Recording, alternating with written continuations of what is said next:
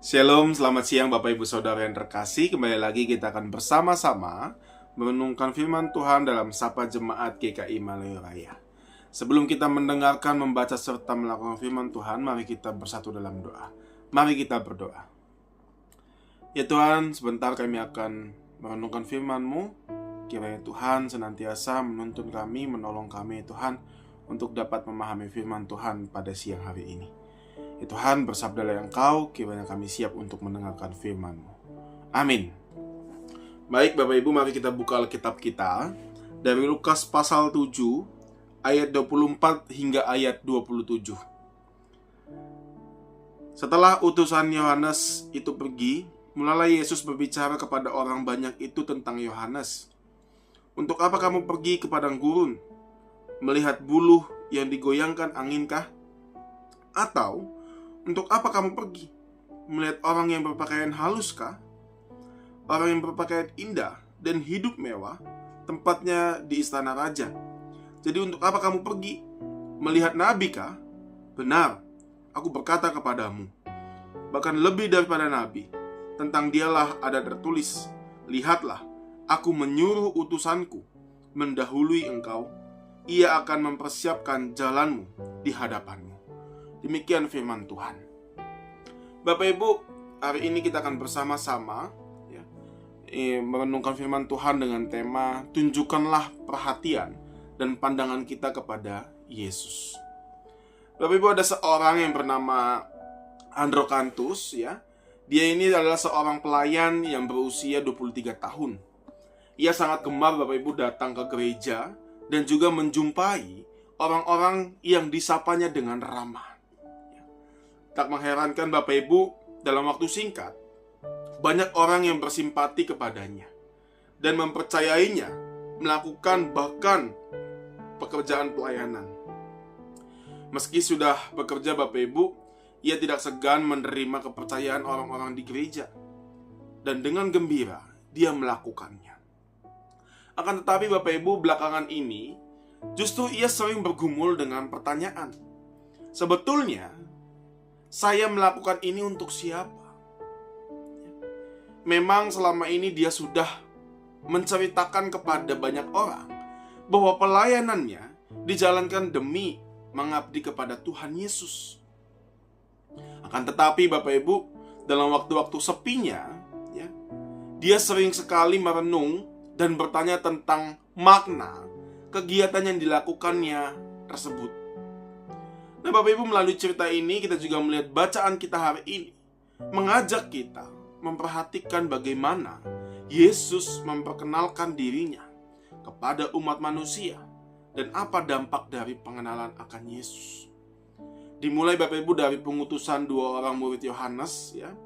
Yohanes Pembaptis menemui Yesus yang menanyakan Bapak Ibu apakah Yesus adalah Mesias, yang kemudian direspon oleh Yesus dengan melakukan beberapa tindakan penyembuhan terhadap orang-orang sakit.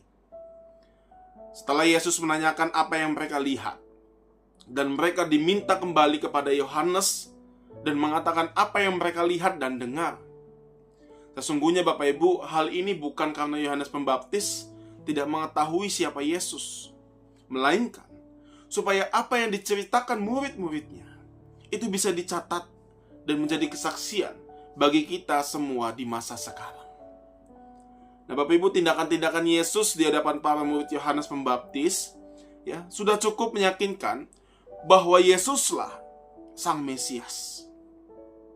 Namun akan tetapi Bapak Ibu, pengetahuan tentang apa yang diceritakan seringnya tidak membuat sikap kita kemudian dipengaruhi oleh yang membawa kabar tersebut gitu.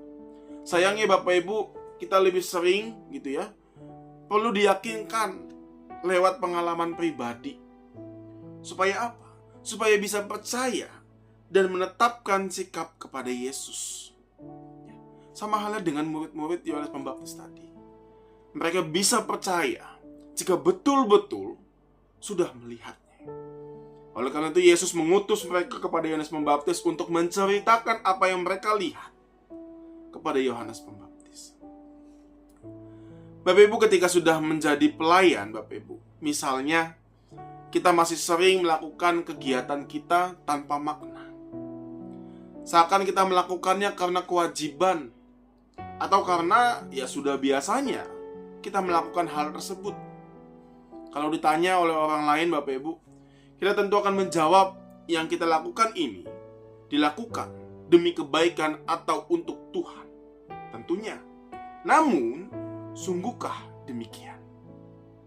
Ini menjadi pertanyaan kita dalam hati kita, Bapak Ibu. Sungguhkah demikian?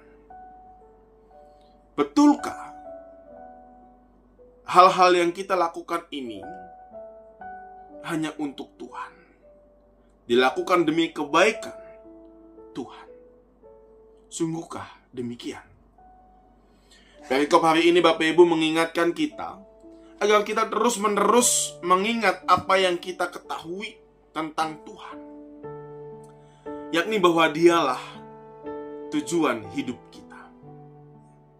Kepada Dialah, Bapak Ibu, justru kita perlu menyembah dalam pengertian bahwa Dialah junjungan kita, bahwa Dialah yang harus kita hormati, yang kita sayangi, dan yang kita ingin senangkan.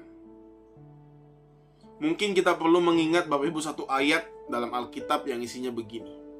Apapun juga yang kamu perbuat, perbuatlah dengan segenap hatimu, seperti untuk Tuhan dan bukan untuk manusia. Ini tercatat, Bapak Ibu, dalam Kolose pasal 3 ayat 23.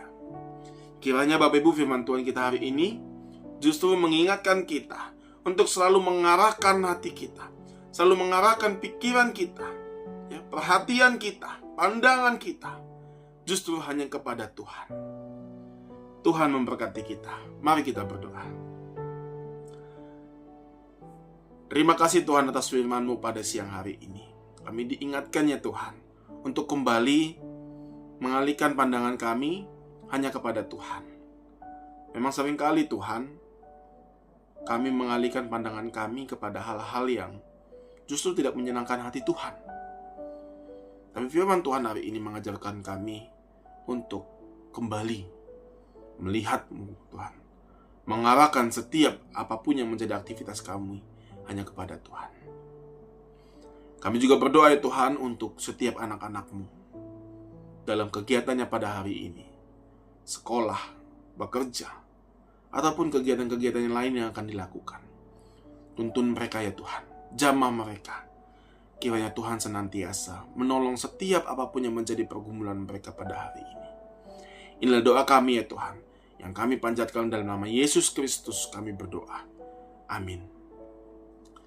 Baik, demikian Bapak Ibu renungan kita pada siang hari ini. Kiranya Tuhan memberkati kita sekalian.